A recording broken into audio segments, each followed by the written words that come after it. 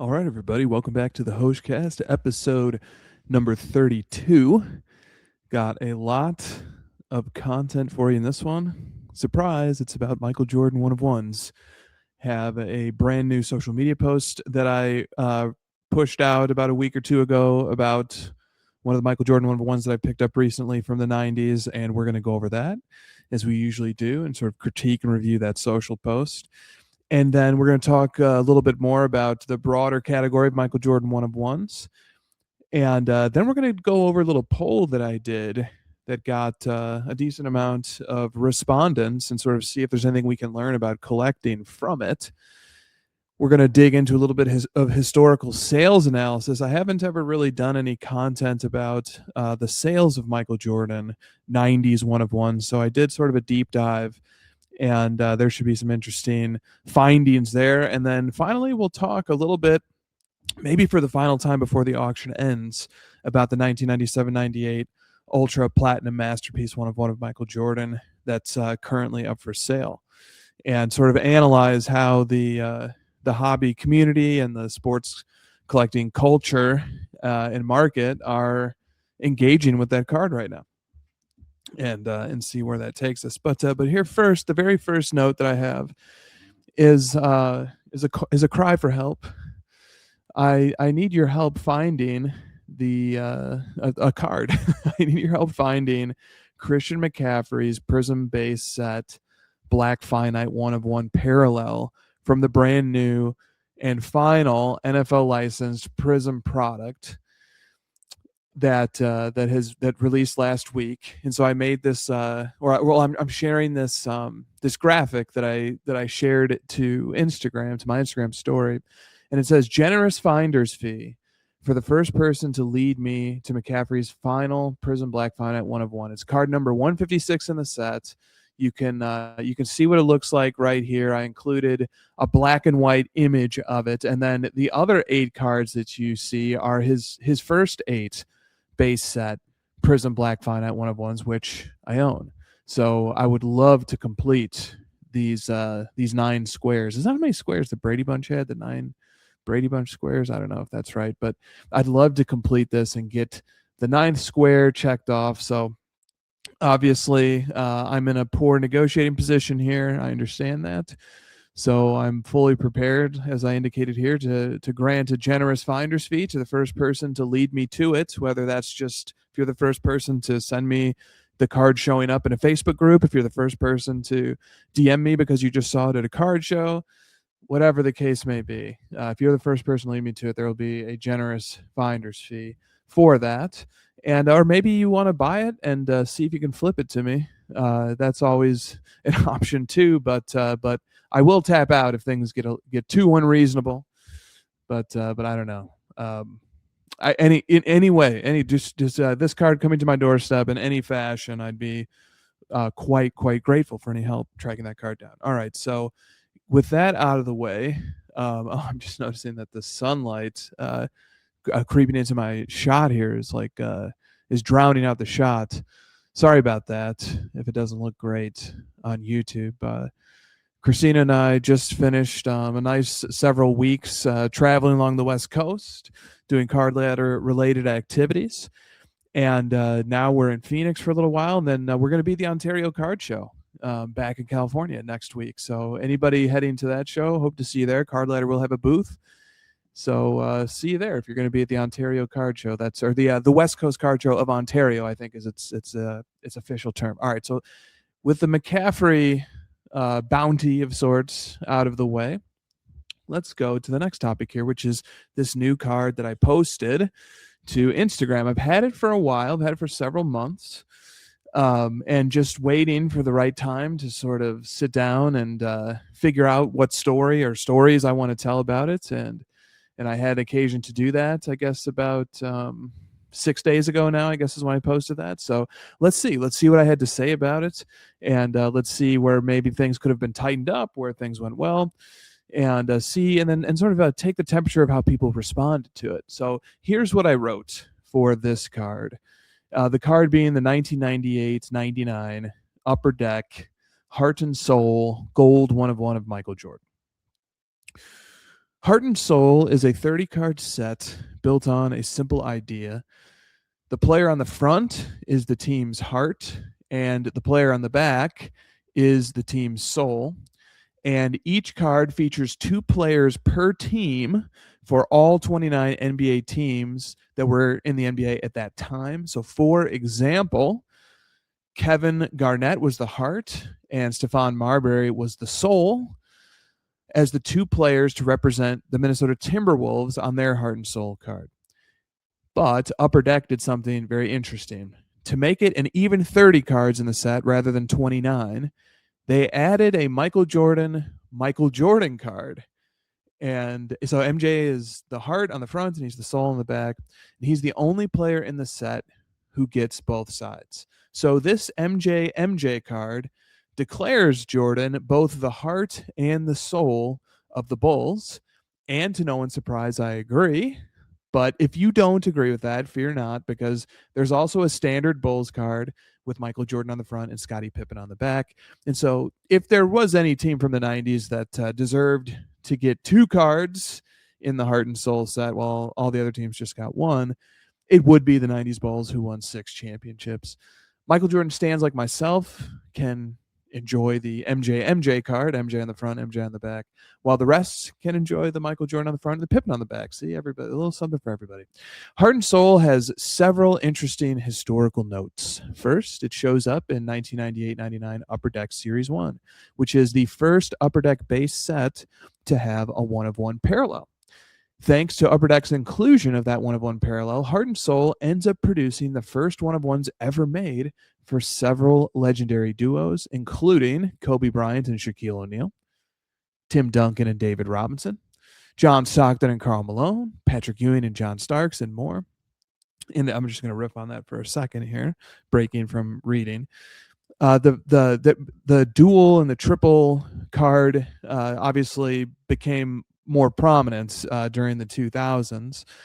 And as we've seen, the highest selling public sports card auction of all time was the dual Logo Man autograph 1-of-1 of Jordan and Kobe that sold last year. So it's a very interesting historical note that that for plenty of duos and very high-powered ones like Kobe and Shaq, this was their first ever dual 1-of-1 that they would have. Okay, so now zooming in on the card that is the subject of this post, the Michael Jordan on the front, Michael Jordan on the back, Heart and Soul Gold 1-of-1. This card is one of 15 Michael Jordan 1-of-1s with a copyright year of 1998 or earlier. These 15 form a special group. They're the only Michael Jordan 1-of-1s that predate MJ's final Bulls retirement in January of 1999. So, for those who are curious, the full list of the 15 MJ 1-of-1s are, and then I give the 7 from 1997-98, and I give the 8 from 1998-99. And then I have several other slides here ready to go where we can look at them rather than me just read them. I can say what they are and we can look at them at the same time. But before we get to that, while I've got this pulled up, let's sort of take the temperature of how my little network on Instagram engaged with this card, and the response was unusual. It was small. It was much less than so for example, just using likes, how many likes did the post get?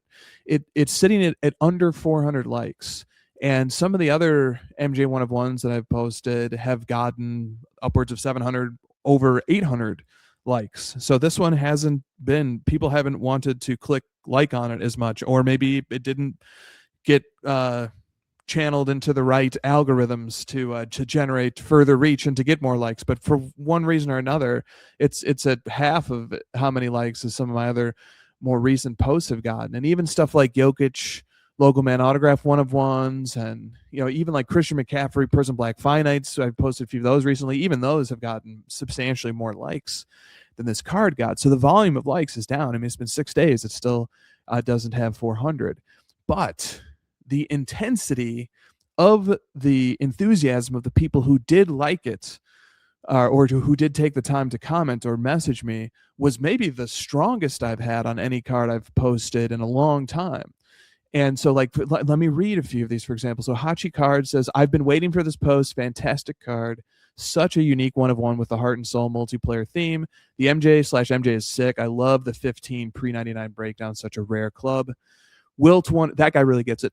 Kudos to him. Well done, sir. The Wilt one of one collector says, probably my favorite of the inserts from 98 Upper Deck. Such a creative and unique concept, and on we go. More people, crazy card would be the cornerstone of 99% of collections. That's from the great Glenn Rice 90s cards. Just the intensity of the feedback. Sometimes I'll post something and people be like, oh, that's neat, or that's cool, or thanks for sharing, I'm learning something really nice, maybe some fire emojis. But this one has sort of gathered a more intense set of feedback from people who have commented on it. So like Ichiro cards comes through with the wow.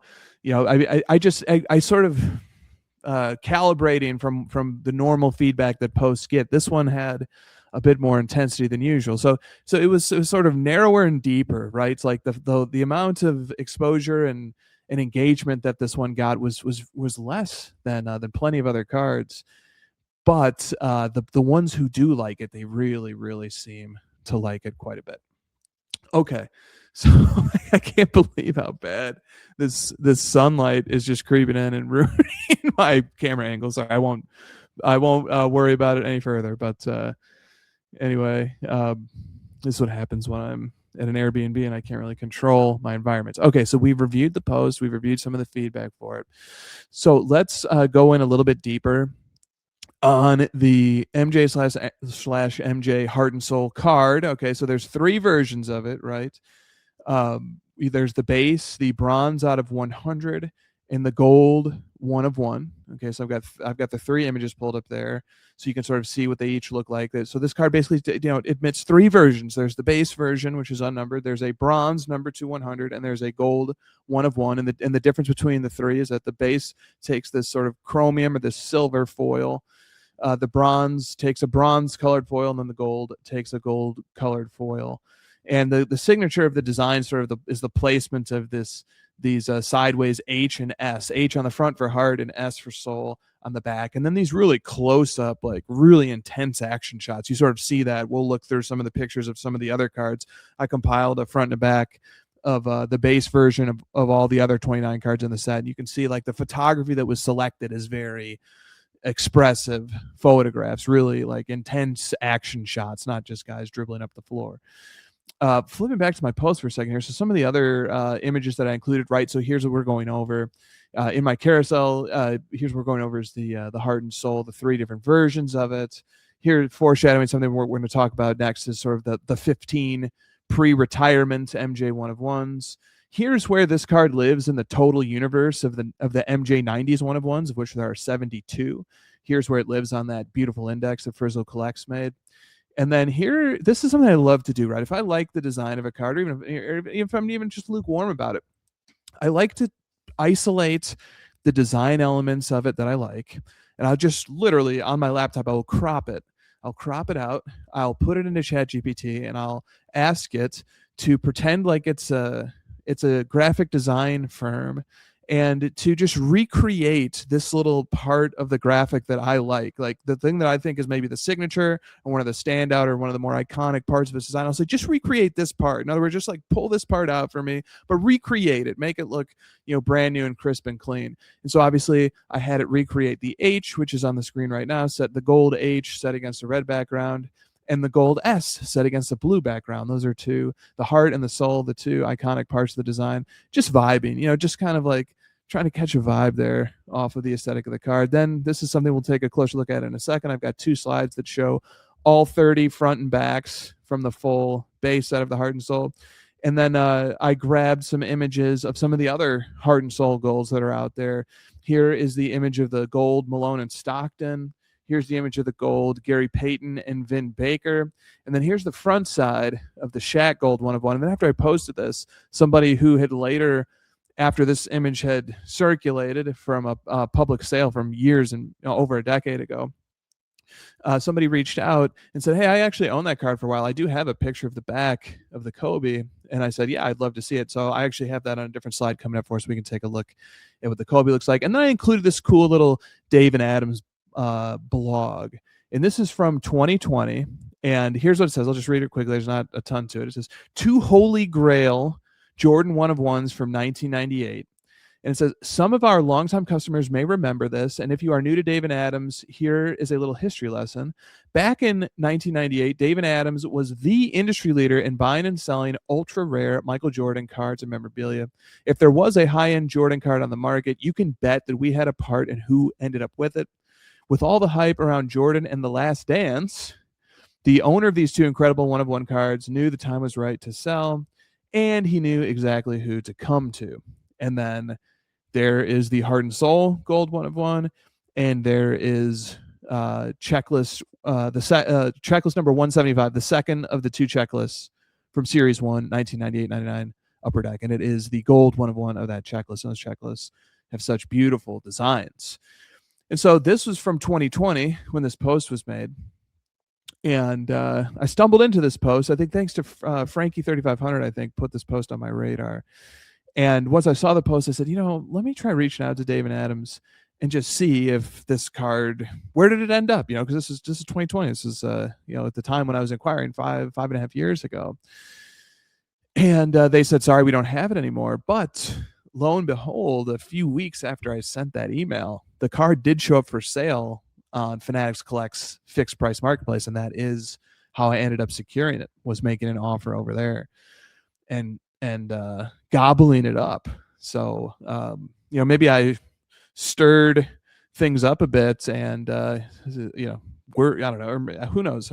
I put it into the universe. I practiced the law of attraction, and I put my desire to find this card into the universe. And then even though Dave & Adams, when they wrote back, they said they didn't know where it was, but somehow a little birdie whispered in the ear of the owner, and it showed up for sale.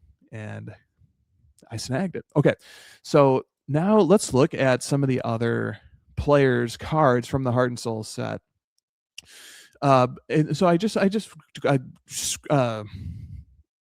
cobbled together some random research I was doing as I was looking into the Heart and Soul Gold. So I showed an image of the Peyton and Baker, the Gary Payton Vin Baker Gold 1 of 1. It sold not that long ago. It sold in July of last year, July of 2025, for $3,000.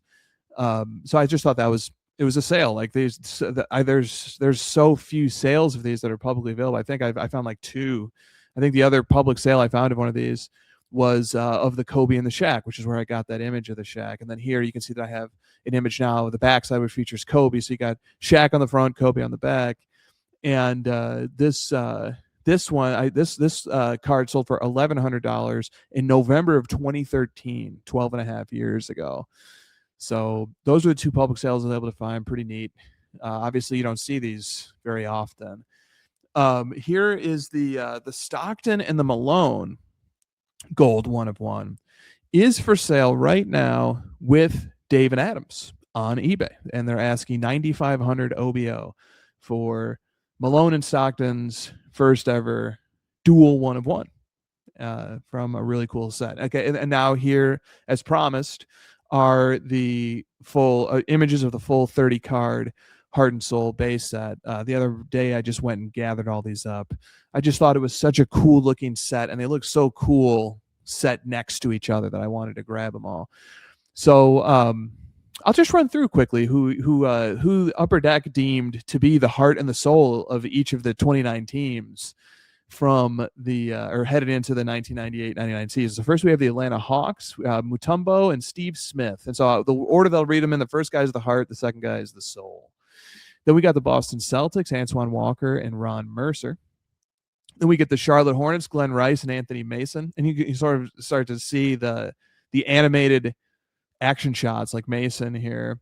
Then we get the Chicago Bulls, which was Michael Jordan on the front and Scottie Pippen on the back, both sort of flying at the rim to either lay the ball in or make some sort of aggressive move. And then we get the second of the Chicago Bulls appearances of Heart and Soul. And this one's MJ in the front, MJ in the back.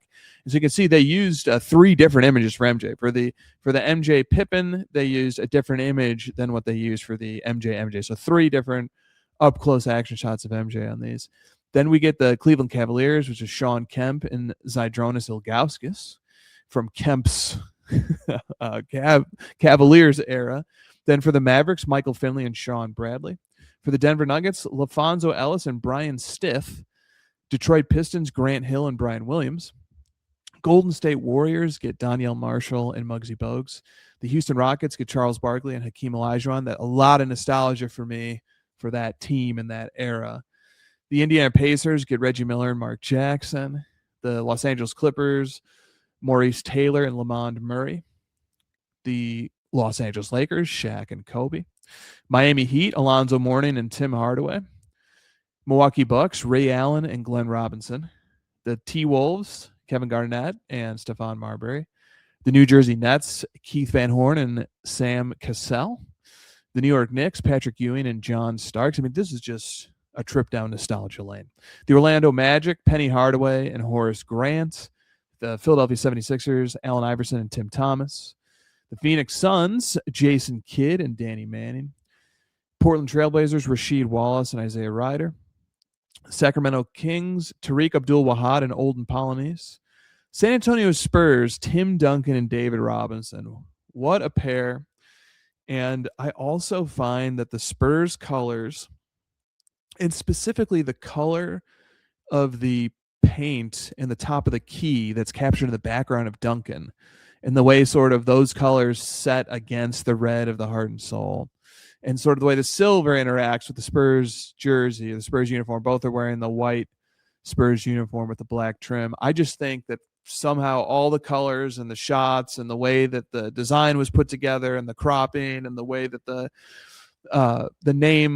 nameplate and such sort of bleeds in, I just think that one in particular turned out really pretty. Seattle Supersonics, Gary Payton and Vin Baker.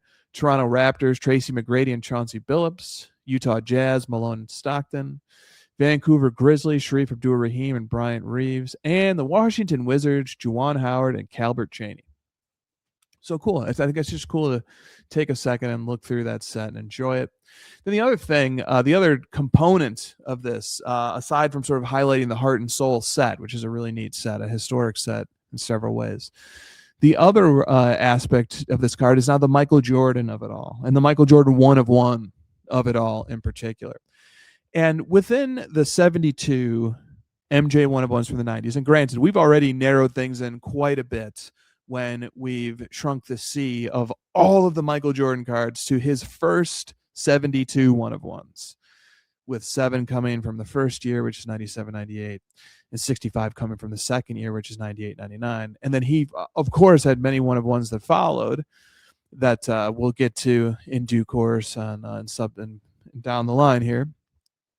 Although he would have more that follow, these 72 are the 72 that firmly have both feet planted in the 90s, whether it's the 97-98 season or the 98-99 season. Once you get to the 99-2000 season, now we're talking about the third year of MJ 1 of 1s. We're talking about a season that's part 99, part 2000. But here we have the 72. They belong strictly to the 90s, and they are the first 72. So already 72 is such a small subset of masterpieces. There's just 72 of them. Each of them has just its own copy. A very special group of 72. But even within the 72, there are other ways to continuously bucket things. And for the purpose of creating the taxonomy of the 72 and sort of making it even more mentally palatable or easy to digest, I put the 72 into 6 buckets. Like when you look at the index that Frizzle Collects created, the 72 have been put into 6 buckets that further breaks them down. Well, here's a different way of breaking down the 72 that just puts them into 2 buckets. And the 2 buckets bisects the group of 72 into 15 cards on the one hand and 57 on the other. You have 1 bucket of 15, you have 1 bucket of 57. The bucket of 15 is this.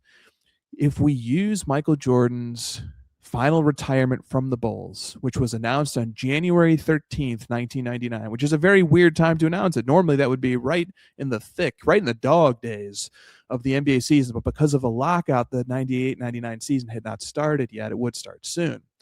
And Michael Jordan announced his retirement then and there, January 13th of 1999. Before a game had been played in the 98-99 season, he announced his retirement. And that provides a really interesting cutoff. That means that there are going to be some subset of Michael Jordan's first one of ones that came before that retirement announcement, and there's going to be some that came after it.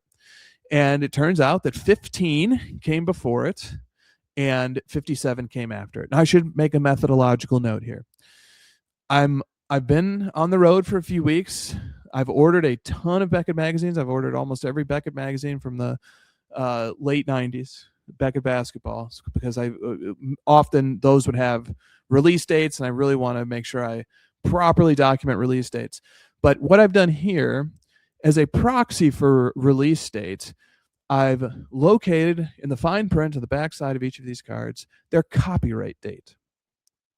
And I've taken note that cards that have a copyright date of 1998 or earlier, I'm treating those as pre-retirement announcement. And cards that have a copyright date of 1999 or later, I'm treating those as post.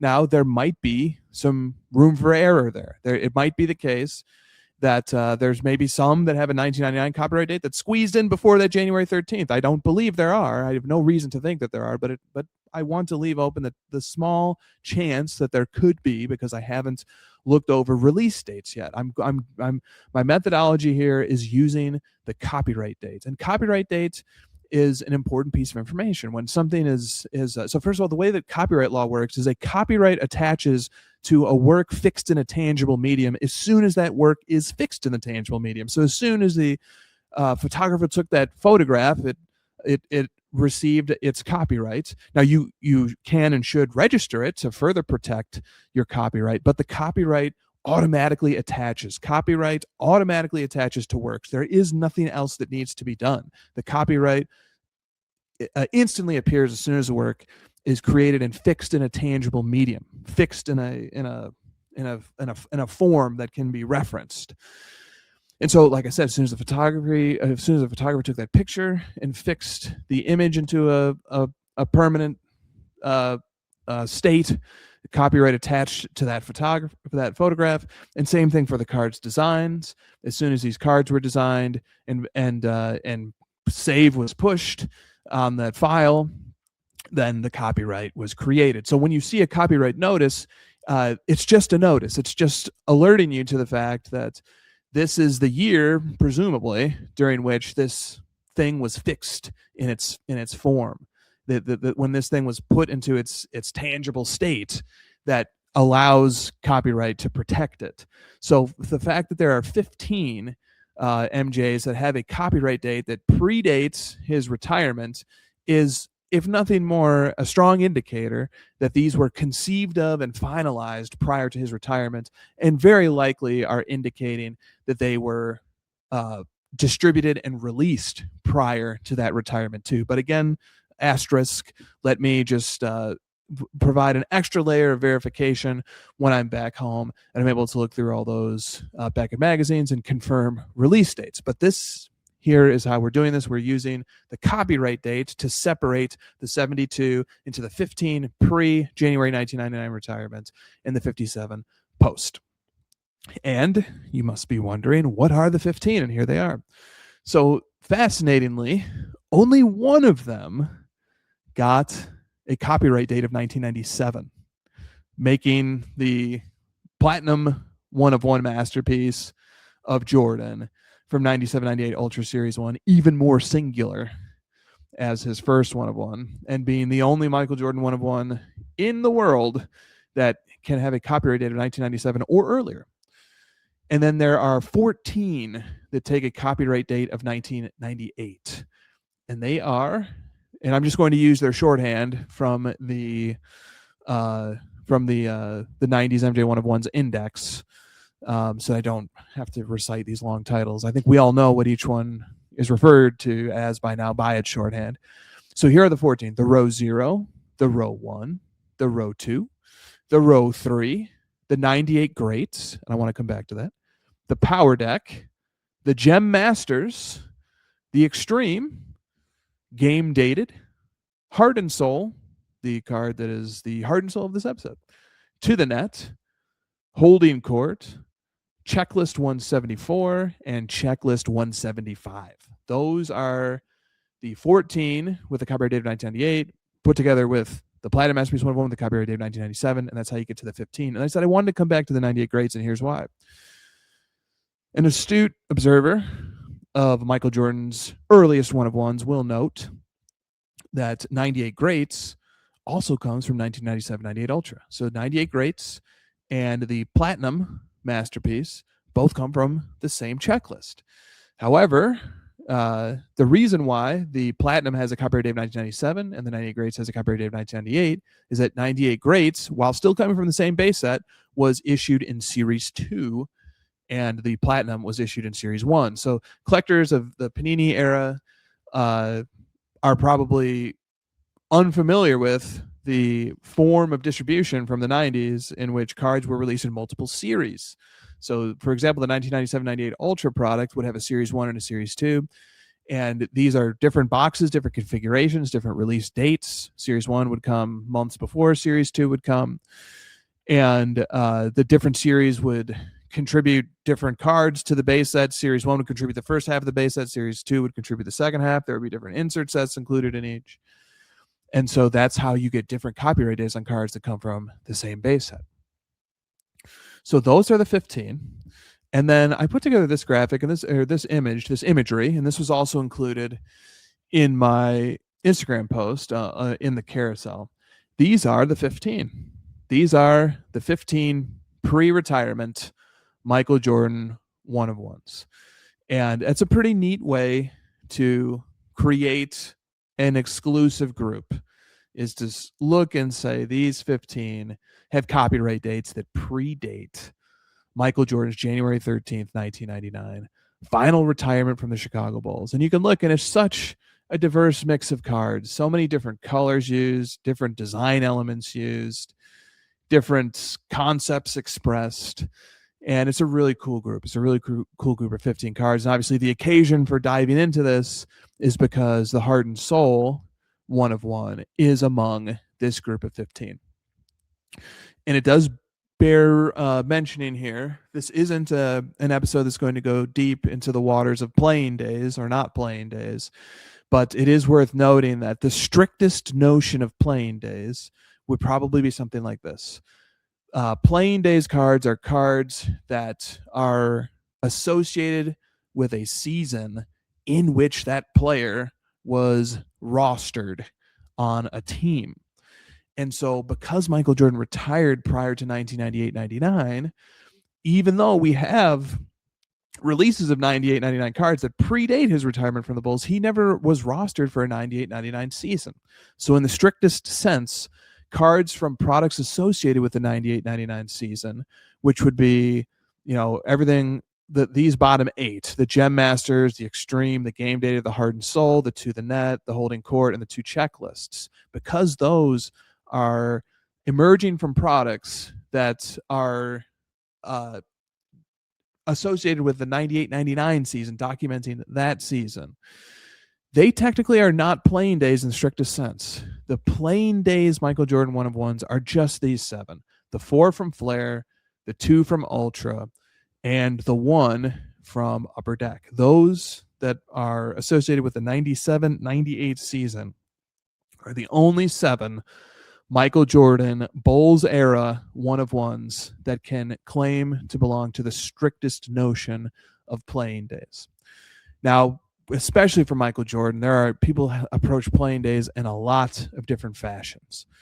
So Cajun and I kind of did an episode on this a year or two ago, and I sort of laid out some of the different approaches that I've noticed for how people treat playing days. You can sort of have a fairly lenient notion of playing days, which is, from Jordan's first game in the NBA to his last game, and just take the bookend. So whenever his first game was there in 1984 to whenever his last game was in 2003, anything that falls in that era is part of his loosely defined playing days. Those were the days during which he was playing. Sure, he was retired for some of it. He was sitting out for some of it. But is that really so different than a player who might have been injured for a season or two, or had big significant gaps? So I can certainly see the argument that says, hey, look, when he first debuted as a pro to his final game as a pro, within those bookends, we will call those playing days. Then you have the very strict sense, which was already sort of described. And then you have this sort of intermediate sense, which is that, so because, for example, Michael Jordan, 1993-94 was a pivotal year in card manufacturing. It had the first finest set. It had the first refractor set for basketball, which was those finest refractors. And technically, Michael Jordan was not rostered at all during the 1993-94 season. He would come back at the tail end of the 94-95 season, and he retired after the 1992-93 season. So 93-94, Michael Jordan is retired for the full duration of that season. And so, scoring kings, power in the key, the finest refractor, second year of beam team, and so on. Well, the shiny beam teams, single player beam teams. These cards all are not playing days under the strictest sense. And same thing for 98-99, which has offered an even more robust offering of desired Michael Jordan cards itself, ranging from the molten metal fusion titanium to the PMG, the 98-99 the gold tinted 98-99 PMG, the Gem Masters, all of these one-of-ones obviously that are here, takeit2.net, Slam Bams and BAMs, and so many more cards that 98-99 offered. And so the way that some people have conceived of this is that a card can still fit into the definition of playing days if the card is documenting the season prior. And the season prior, the player was active for it. And the reasoning of why this should get included into the definition of playing days goes like this. So think about Michael Jordan, 97-98, final season, last dance season. None of the 97-98 cards document that season. They document the season prior. So the only cards that document, and the ones that are most closely temporally proximate, the ones that are the most closest in time to the 97-98 season in order to document it, are the 98-99s. So if you cut off 98-99 from playing days, then you don't have any cards that actually document his final season.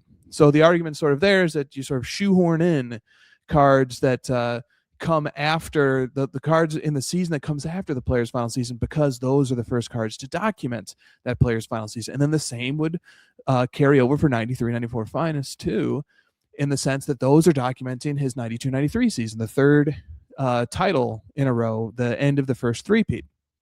And if you don't have 93-94 cards counting as playing days, then there are no playing days cards that would document his third and his sixth championships. So there is an argument that has been made that playing days should allow or include cards from the season after the player's final season, so that though that season can get documented in cards too. So different approaches to that, many different approaches. And or we opt out of that and we conceptually cluster the cards using copyright dates and retirement announcements, which makes for a cleaner distinction.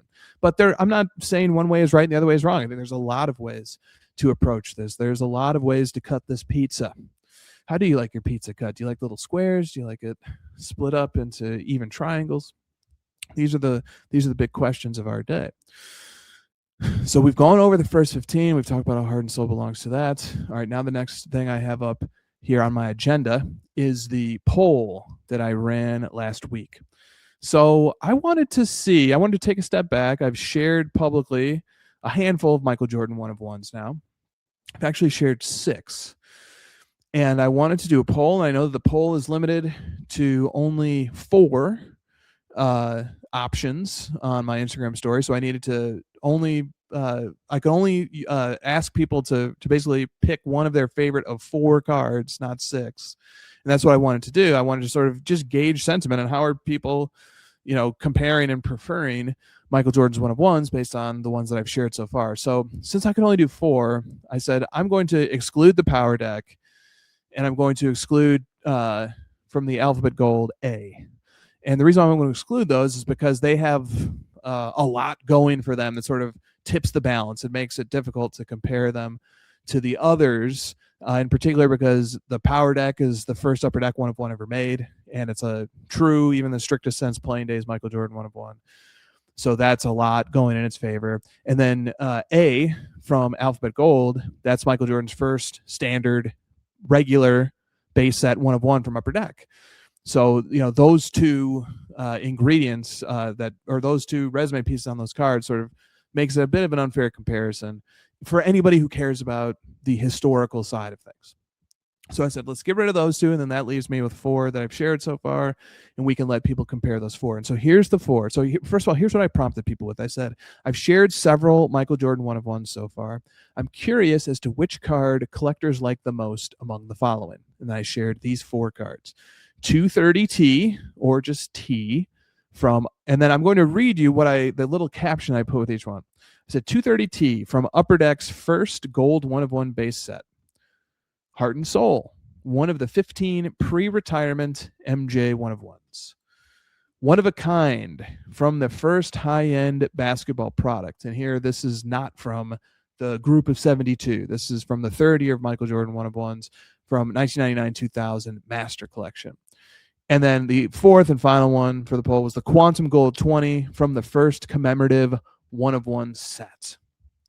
So I placed these 4, nice big image of each, and then a little caption that kind of tries to summarize maybe the most compelling storytelling angle that at least I thought that each one has that complements its physical appearance. And I as the poll asked, which one is, how exactly did I phrase that? I said, which card do you like the most? That was exactly how I asked it. And then here are the poll results. So there were 341 total votes cast, and T got the most. It got 107 votes, or 31%. Heart and Soul got the third most. It got 21%, or 71 votes. One of a Kind came in last, but it was a very close last. It got 68 votes, just 3 fewer than Heart and Soul got. It got 20% of the share. And then Quantum Gold 20 got 95 votes, or 28% of the share. So the spread here, the least liked got 20%, and the most got 31%. With polls and surveys, the way things are phrased, the order that they're placed in, these can all influence outcomes in subtle subconscious ways, and especially when you have a result that's this close. It's how many of these actually fall in the margin of error of each other here. And so, proper polling would probably have worded the question better. So you can sort of see, so I phrased it initially. I initially said, which card collectors like the most? And then finally, when I put the poll in front of them, it said, vote, which is your favorite? So people could probably pick at that and say, my favorite is different from which one I like the most. And, because maybe means, I don't know. I don't even, people can nitpick at that because of the inconsistency. They surely could. I don't know exactly how I would nitpick that right now, but if you gave me a few moments to sit here, I could come up with ways to knock that down. So that's the point, is that this is a very informal style of survey. And I guess the big takeaway here is that there wasn't a runaway winner. It was very interesting that 230T ended up getting the most votes, 31% of the votes. But it also was put first, and it has I don't know how much of an effect that has on things actually. And then Quantum Gold was right behind it, right? And Quantum Gold was right behind it. Now, as these cards as standalone social posts, the Quantum Gold blew the others away. Quantum Gold received over 800 likes. The 230T received around 450. Heart and Soul, a little bit shy of 400, and One of a Kind is around 350. So there really wasn't the number of likes that they got wasn't actually very predictive of what this poll result would end up showing, because if it would have been, the Quantum Gold would have won going away. And I kind of thought it would, because of how people had engaged with the posts on Instagram. But the engagement that posts get on Instagram can maybe just be an artifact of one just happened to hit higher on the algorithm because it got a bunch of comments quickly for reasons unrelated to how much people like the card relative to other cards. So it's always good to be careful and measured in how much we think we can take away from any of these social media related metrics. But here's the poll. Here are the results. And I'm pretty comfortable to call this mostly a wash, or at least the difference between 230T and Quantum Gold 20 is pretty close to a wash. And Heart and Soul and One of a Kind were within 3 votes of each other. So the Heart and Soul finishing in third is a bit interesting to me too, because here are some of the differences. So the Alphabet Golds is a collection of 23 one-of-ones of Michael Jordan. They all have different photos, different captions, documenting different parts of his final season, but there are 23 different ones of them. Quantum Golds have 30. There's 30 Quantum Golds. Again, different photos, different captions, totally different cards, 30 unique one-of-ones in their own right. But somebody can look and say, well, there's 30. I've got 29 other chances to get one besides this one that I've shown here if I were thinking about pursuing it. So sort of the elusiveness of the Quantum Golds and the Alphabet Golds, I mean, there's those 2 groups alone, 53 combined cards. Those are 53 of the 72 first one-of-ones of Michael Jordan. So they make up the big bulk of them. And so, having one of these is sort of is the least exclusive company that you can be in, which isn't always a bad thing. Sometimes the way that popularity works in collecting is that it can be nice to sort of have a card in common with other people, to belong to a group of people who have one. And so these actually offer sort of the best of both worlds. You can have a one-of-one, but you can also have a card that belongs to a group of 23 or a group of 30. So there's actually something kind of nice about that formula. It sort of taps into both approaches. Like the approach that says, I want to be part of a community that owns a card. I don't want to be the only one, but you can also kind of get to be the only one too. And then the Master Collection 2 belongs to a set of 23. There are the one-of-a-kind set from Master Collection. It's the only one-of-ones in the Master Collection, period. But there are 23, but they're really cool too. They're all like true masterpieces. There is no base version. There is no other version. But then you get to Heart and Soul. And so Heart and Soul doesn't have any other versions of itself. The MJ on both sides, that's the only MJ on both sides Heart and Soul card, period. Now there is the MJ and Pippen. Okay, so sort of, maybe there's 1.5 Michael Jordan cards that are Heart and Soul gold one-of-ones, but this is by far the most singular of the 4 that were offered to the survey. This is by far the most singular. This is the only Michael Jordan Heart and Soul one-of-one. There is the MJ and Pippen Heart and Soul one-of-one. That's a multiplayer card. That's a double-playered card. This is the only version of this card with this photograph of Michael Jordan under the name Heart and Soul. There's just no other. There's not 22 other versions of MJ in the front and the back that each got a one-of-one. This is singular. This is the only one. And Heart and Soul being a pretty cool and historic set, and the design being, very insert style from the 90s, and the chunky gold foil on the H. Granted, it's not nearly as vibrant as some of its other 90s counterparts, but it certainly has a lot to look at to appeal to the eye. And it has a great photo too on both sides of MJ. So I was surprised. I was genuinely surprised that one didn't score higher. In fact, that it almost came in last. And that it was comfortably behind 230T and the Quantum Gold 20. And so why is that? I don't know why that is. But one of the big picture takeaways, as I just continue to sort of flip back and forth between each of these and kind of reflect on how the voting came in, one of the bigger takeaways is that there wasn't a runaway winner. Nothing came close to being a runaway winner.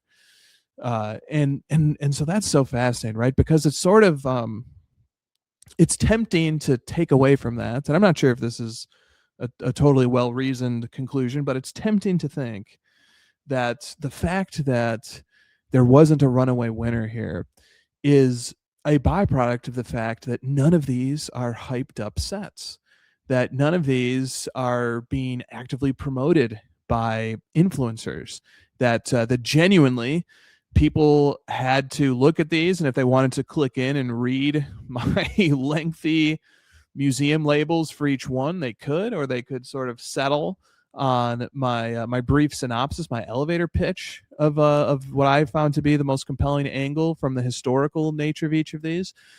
or they could just look at them and judge them based on which one looks the best to their eye, which I think that was probably the case for a significant number of people. They just sort of said, well, I think this one looks the best. And so this is a rare situation where you have 4 very rare cards coming from the brands of Upper Deck Flagship and Master Collection, which Upper Deck Flagship is a premium and also a well-known iconic brand, and then Master Collection is ultra high-end. In fact, the first ever ultra high-end product, and people have a lot of nostalgia, I think, for these different brands. And so, you have these things in place. You have the athlete in place, which is Michael Jordan. But the thing that you don't have here is that there's no comps on these things that are well known or widely circulated. I mean, if you wanted to go dig, and it's really hard to find comps on Michael Jordan 1-of-1s because you have to be very precise in your searching in Card Ladder, which is something that we'll actually get to momentarily here, of how to really look up comps on this stuff and how tricky that can be. And so, these cards they're obscure. They are all obscurities. And so for that reason, people don't have in their mind sort of like, this one is the premium one. Like, there's not a voice echoing in their head, sort of reverberating that they've sort of imbibed from being a member of the hobby and consuming content and sort of hearing opinions on various platforms that this is the best one or this is the one. There's no kaboom among these. There's no clear market data on any of these that people are readily able to access. And so they just had to look at the cards on the merits of what they were.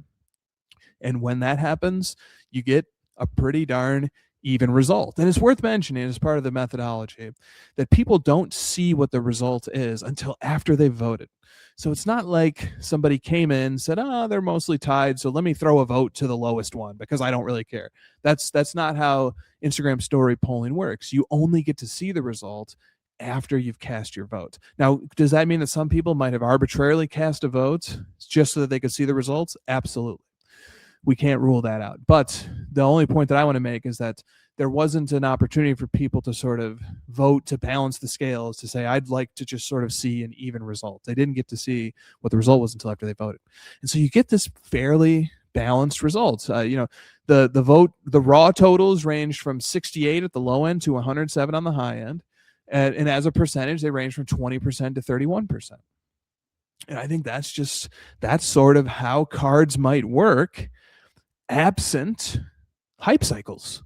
If we didn't have hyping and we didn't have brand premium notions, or not brand premium, but if we didn't have sort of notions that this is the one, like you should vote for this one. This is what everybody thinks is the best. So you're safe if you vote for this. There was no safe choice here.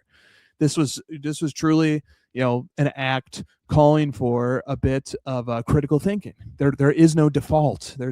None of these are sort of like leaping out and saying this is obviously the right one. That doesn't exist here. These are 4 obscure cards, and when that's the case, you get a diversity of opinions, and it ends up balancing itself out fairly well. Now, as a counter to the point that I've just made, sort of like I'm sort of advancing this egalitarian idea. I'm sort of advancing this idea that sort of if we could somehow strip away marketing and hype from specific cards, and if we couldn't have access to, comps and market research, that cards would appear and voting results for cards would be a lot more even, would be a lot more equally distributed. If we had to just vote on the merits of the card, if we sort of were like walking into a museum of art that we know nothing about or very little about, and sort of, somebody working the museum says, okay, I'm going to show you 4 paintings. I'm going to let you read the museum label for the 4 paintings, and I want you to pick one. I think in that setting, you'd get probably a pretty equal distribution too. So that's sort of the idea that I'm driving at here. But the reply to it might be, hold on a minute. Aren't there those certain cards that have just designs that are so vibrant or just that are so beautiful that everybody would probably agree? Like, I put in here 4 cards that probably are fairly equal aesthetically, and they're all 1-of-1, so they're all equally rare in that sense. And they either come from 3 of them come from Upper Deck Flagship, and then 1 comes from Master Collection. So the brand thing is kind of close too, although Master Collection is obviously a much higher end, a much more premium brand. And so, maybe you could look at that and just sort of say, well, you've provided 4 roughly equal cards, then you shouldn't be surprised you get 4 equal answers. They all have fairly similar aesthetics. They're all the same player, so on. Each of them shows a really crisp action shot of Jordan. But what if you threw in, what if we did a different version and we threw in some really big, bright, shiny card like a PMG red? What if we threw in that? Certainly then everybody would coalesce around that card because it looks so much better. It's just such a more beautiful card that in that case, surely the result would be strong. Even if we stripped away everything that people know about the market for PMG reds, even if we, stripped away all the excitement and sort of the history and the reverence that the PMGs have, if we took all that stuff away, people would still probably pick the PMG red. But I would say in reply to that, which is a valid point, okay, sort of that is a valid point to say that sort of there is something intrinsic to the card, even if we can't look at its market research, even if we can't look at its museum label or its history, that it's sort of just on an aesthetic level, there are some cards that are so beautiful that just triumphs all, and that we would have a convergence if we could hypothetically run that thought experiment. And it's a good point. It's a valid point. And then, but there is a reply to it, and the reply might go something like this. If that were true, then why was the PMG red received with such lukewarm affection at release and for the many years after release? Why is that the case? So, you can go into Beckett Magazine, you can sort of look and read the product review and read people discuss, right nowadays that base set is very collectible. I've put together the 97-98 Metal Universe base set. It's very beautiful. It's actually fantastic to look at. It's just one of the creative, the most brilliant creative contributions that 90s basketball cards offered. And I still have the base set, and it's in a binder. And I look at it from time to time. I put that together, I think, right around pre-COVID times. But so you can do that, and you can say, but at the time, nobody found this to be remarkably beautiful, and even for years after, it really wasn't until market activity ratcheted up for the PMGs that sort of this convergence started to happen, that these are era-defining cards. And so that would be the reply. It's like, well, if there is this aesthetic consensus around, and I'm just picking on the PMG red as an example. People could, make the aesthetic argument for a variety of cards from the 90s. But the reply to that would simply be this: that if there is an aesthetic consensus, why didn't it happen for the first 15 or so years or at least from the history that I'm aware of, and from the contemporaneous reviews of that product at that time? Why didn't that consensus form then? Why did it only form conveniently after market prices sort of indicated that this is a very valuable card? And so that is a springboard into a discussion that we won't have here, but a springboard into the discussion of how influential market prices can be. And how, for example, if one of these cards from this poll, if one of them had, let's just say, some, really, really high comp, like let's just take the Master Collection one as an example, since I believe that's probably the least valuable of the 4. If this one, if like 6 months ago, one of the other 23 from the Master Collection one-of-a-kind set had sold for an exorbitant sum, many multiples more than what all the other ones sell for, there probably would be a pressure to build a consensus around that as being the favorite. Which one is your favorite? Because it's a safe pick, because the market has already signaled that this is a valued card, or at least people have interpreted that the market has sent that signal. And so, that's sort of an insight, a window into how influential comps and pricing can be. It sort of gives people a comfort that they can vote with the crowd, that they can sort of make the right choice because the price has already been printed. So there's just some thoughts on a very interesting poll result. And I'd like to thank everybody who took the time to cast a vote. All right, so we've got just 2 segments left here in today's podcast, and here's the first. The first of the final 2, the penultimate. This one is historical sales of Michael Jordan 90s one-of-ones. All right, so you can see, first of all, on the card ladder screen, it's probably very small on your YouTube, but you see this giant this giant search term that I came up with, or this collection of search terms, this query that I came up with. It's dozens and dozens and dozens of terms, and I had to do that just to narrow the result into the 90s MJ one of ones, the first ever MJ one of ones. So I had to sort of make sure, first of all, that we're looking at Michael Jordan. I have 6 common spellings of one of one that I include to make sure all 6 get tagged. And then I just had to start removing things. You know, all these different, I have to remove all of the 29 holding court one of ones that aren't Michael Jordan solo. Had to remove to filter them out in case they would show up. And just so many more things that I had to remove, because it's just very, very popular among sellers, especially on eBay, to sort of call everything a one of one. If it's a pop one, then it's a one of one, or if it's a jersey number, then it's a one of one. If it's great, if I've seen if it's the only copy available on eBay, sometimes people call them one of ones. So one of one gets used very liberally in the titling of items on eBay. So you really have to just filter out everything. I spent a little bit of time doing that filtering and acknowledging that Card Ladder's sales history goes back to about 2004. So we're going to treat that as our cutoff here. So from 2004 to 2026. So that's, roughly a 22-year window there. I was able to review the full sales history, filter, remove, and identify 66 sales of the 90s MJ one of ones. So those 72 cards over this 22-year sample, over the last 22 years, there have been 66 unique sales. Now, as we're going to see, I'm going to breeze through these, all 66 of these sales.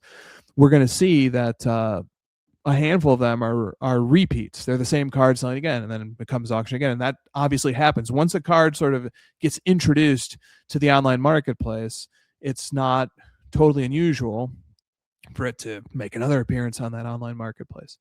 So 66 total sales, but that doesn't mean 66 different cards. And I didn't do a count how many different cards, but I would guess maybe 30 to 35 different cards have logged a sale that falls into this group. And so 66, that's the number. So over a 22-year period, that's 3 sales per year, roughly 3 sales per year that occur of one of the 72 90s MJ one of ones. So 3 shots a year. That's not bad. So let's sort of, if that's not bad in the terms of, if you're a collector looking for one of these, that's a reason to be optimistic. That you could possibly get 3 chances per year. But although that's the average, that's not really how the distribution actually has worked out. There's a few instances that are pulling up that average considerably. So from 2025, there were 4 MJ one of ones that would sell publicly. Now, I started collecting MJ one of ones in June of 2025, and so there are 3 results that are post June of 2025. There's this one from July of 2025, which is Quantum Gold 23. So that's special. All right. So of the 90s MJ one of ones, there are just 2 groups that have a 23rd MJ. Quantum Gold, because it has 30 different MJs in it, there is a card number 23, which is really cool. And then the Alphabet Golds have a 23rd, which is W.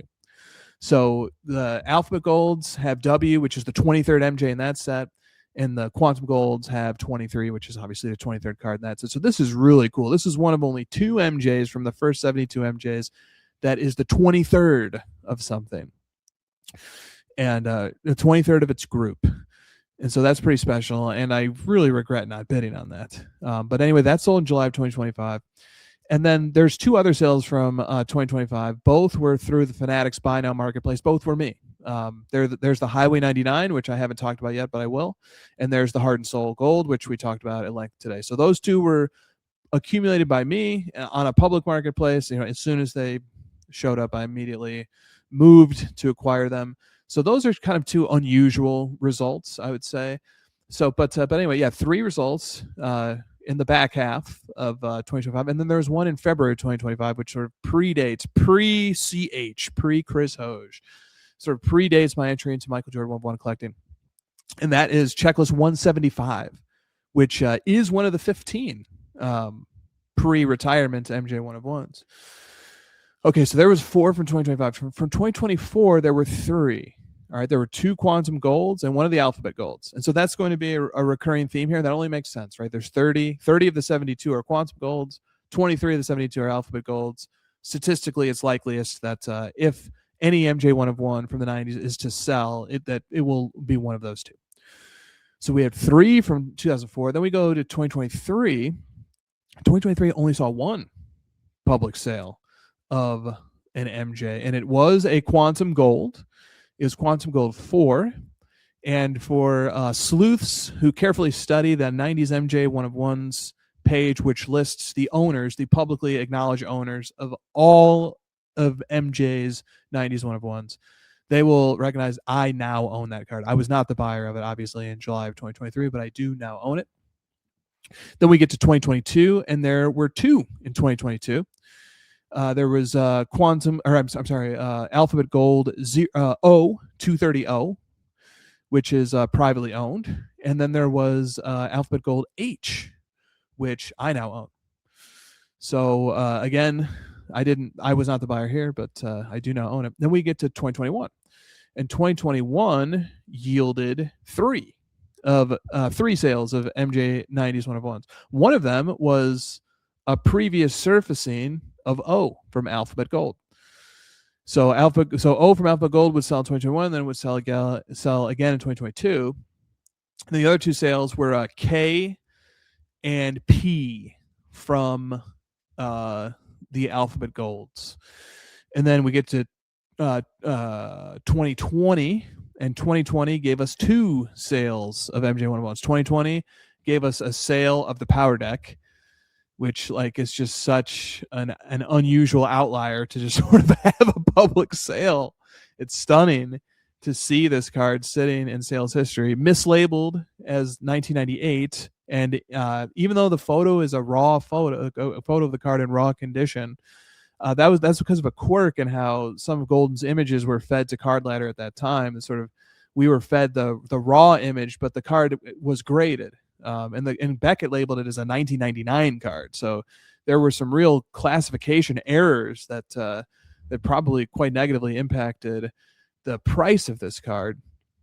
But there it is. There's the Power Deck surfacing there in 2020, which obviously I now have. And then one other card in 2020 was again O. So that's the 3rd sale we see from Alphabet Gold of O. So it had 3 sold in 2020, 21, and 22. All right, so that's just 2 from 2020. Then we get to 2019, and we just have just 1, which is Quantum Gold 19 in the collection now of the Great Stanley.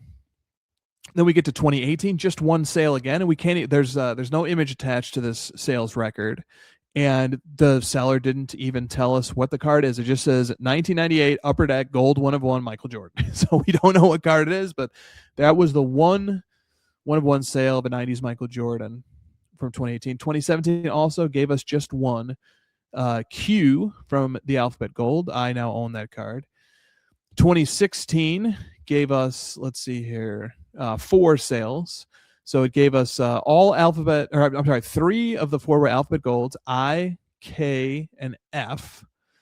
And then it gave us a Quantum Gold, a PSA 10 Quantum Gold, Quantum Gold 2. PSA 10s are so hard to find in MJ 1-of-1s period from all years. A PSA 10 Michael Jordan 1-of-1 is a unicorn.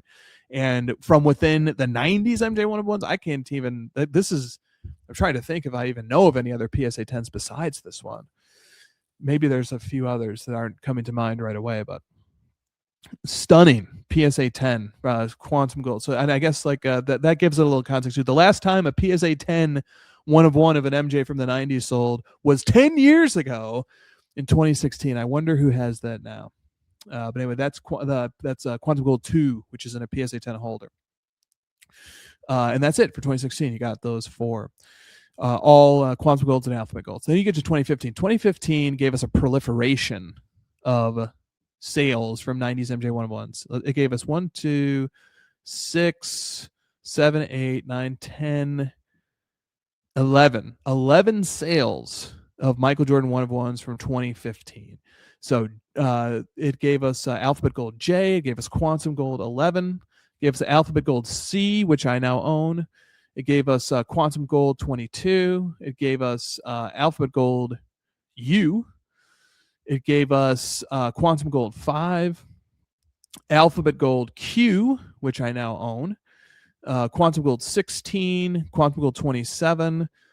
It gave us To the Net, which is also one of the 15 pre-retirement 1 of 1s, which I now own. Haven't discussed that yet.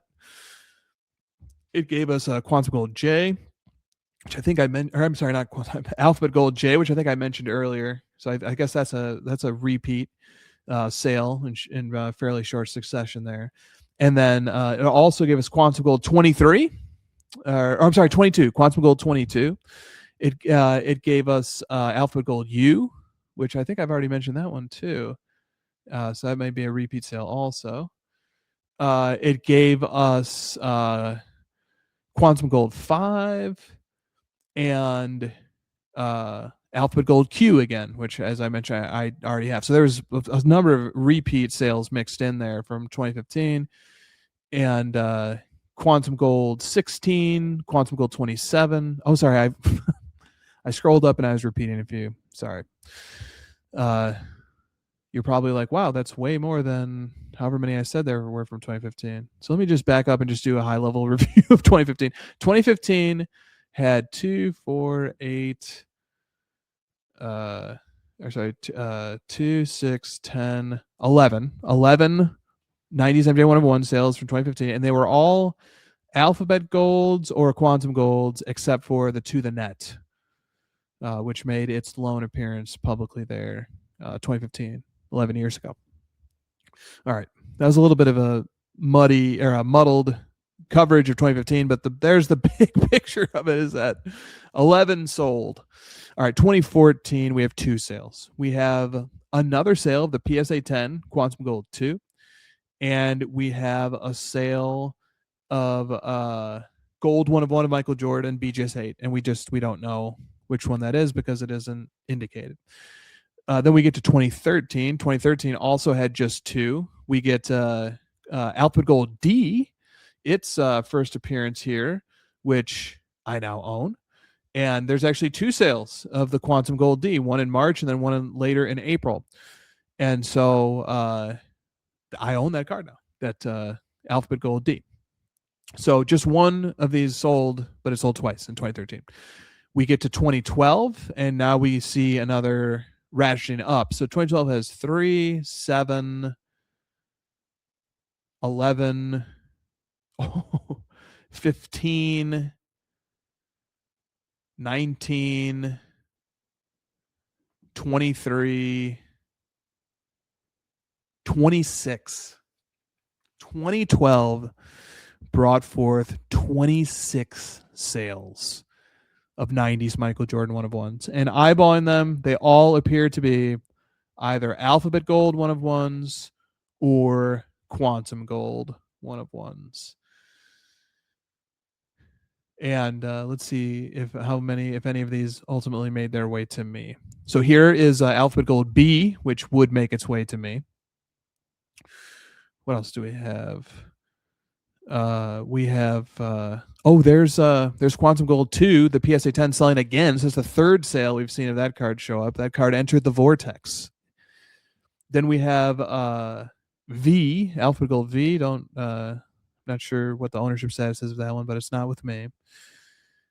And then here, look at this. We have Quantum Gold 23 registering a sale in 2012, and then it would later show up, I guess, 13 years later. So that's pretty cool. That's another repeat. Here we have Alphabet Gold R, which I own that one now. M4, Quantum Gold M4. We've discussed that one earlier. That's a repeat sale. I now own that one. Then we get Alphabet Gold L. Oh, Checklist 310. Very cool. I own that one. That's from Series 2 of 98.99 Upper Deck. So that's cool. Checklist showing up here amid the Quantum Golds and the Alphabet Golds. Then we get G from Alphabet Gold. don't know who has that one. It's not me, unfortunately.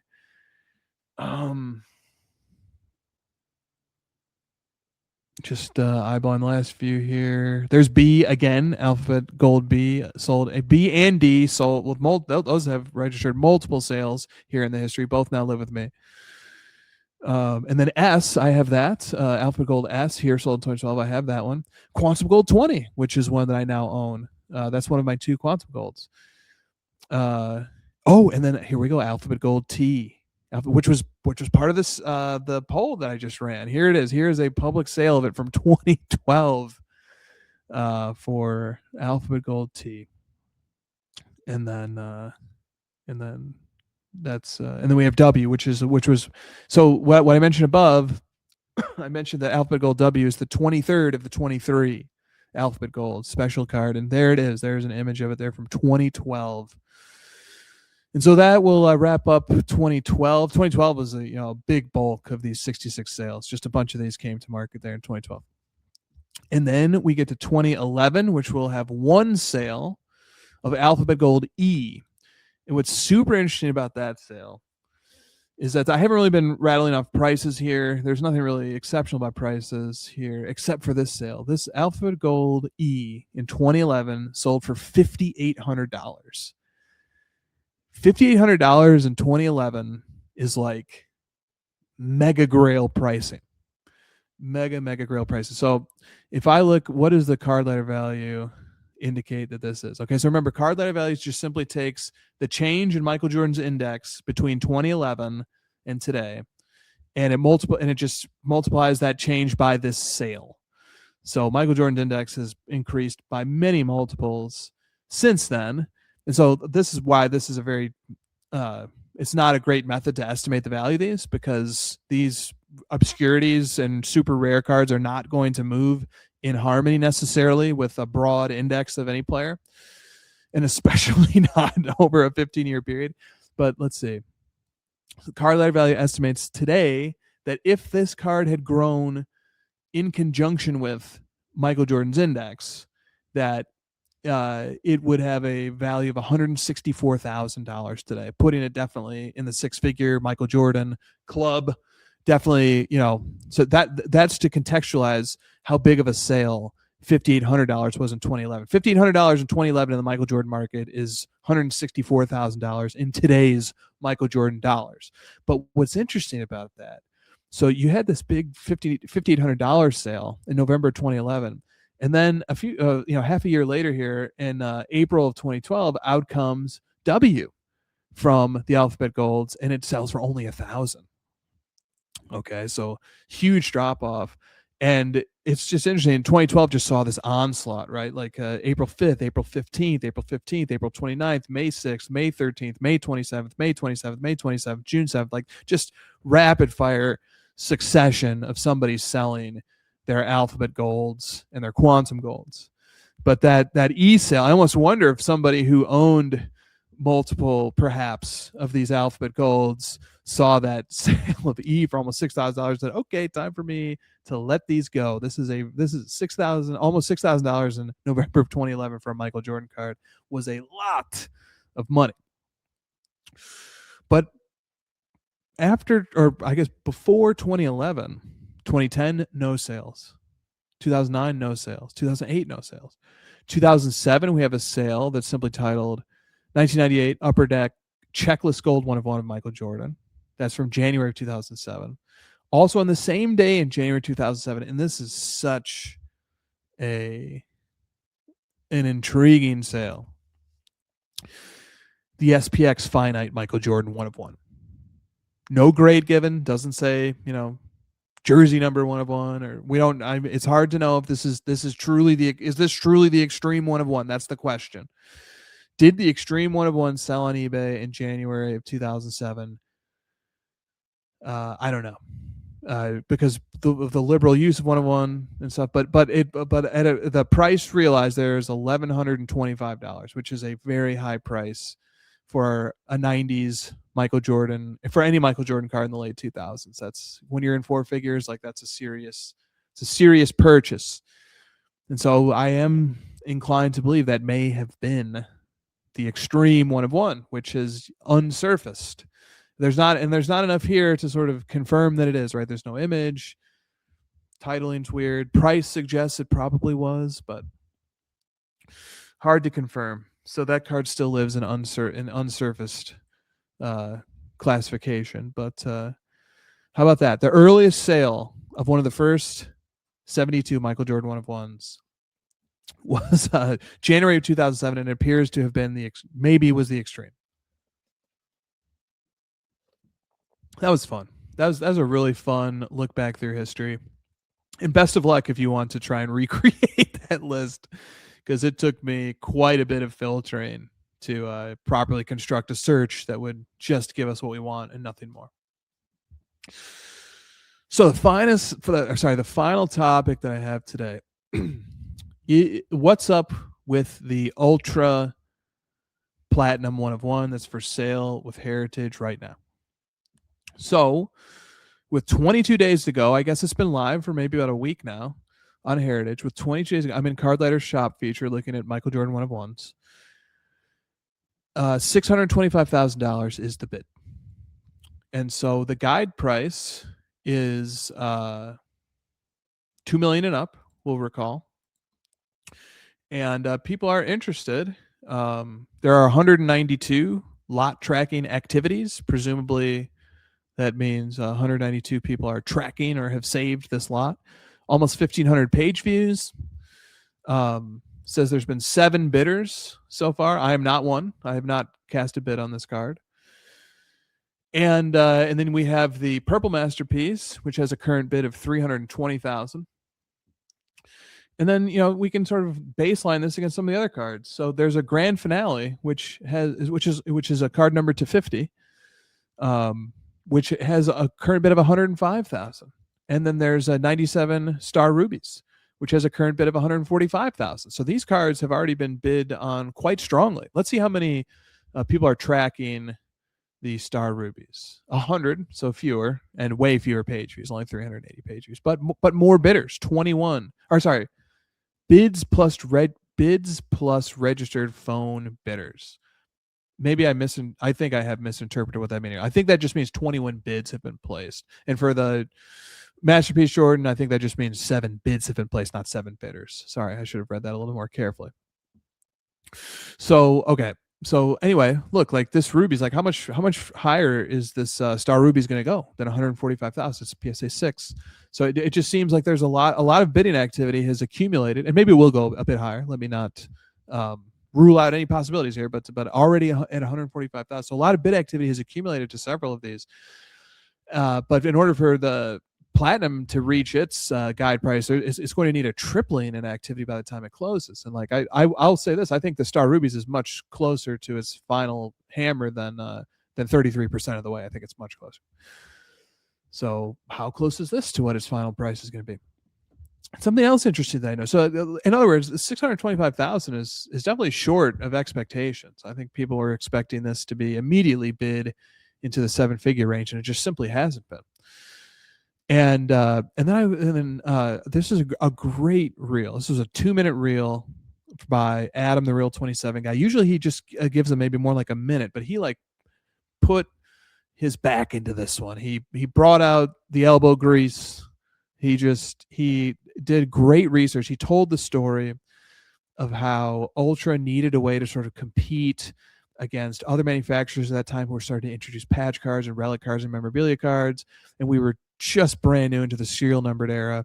And there were early previews of the Ultra product that did not mention that there would be a Masterpiece 1 of 1, but then at the final hour, the 11th hour, it appears Ultra included a 1 of 1 parallel to sort of help set its product apart.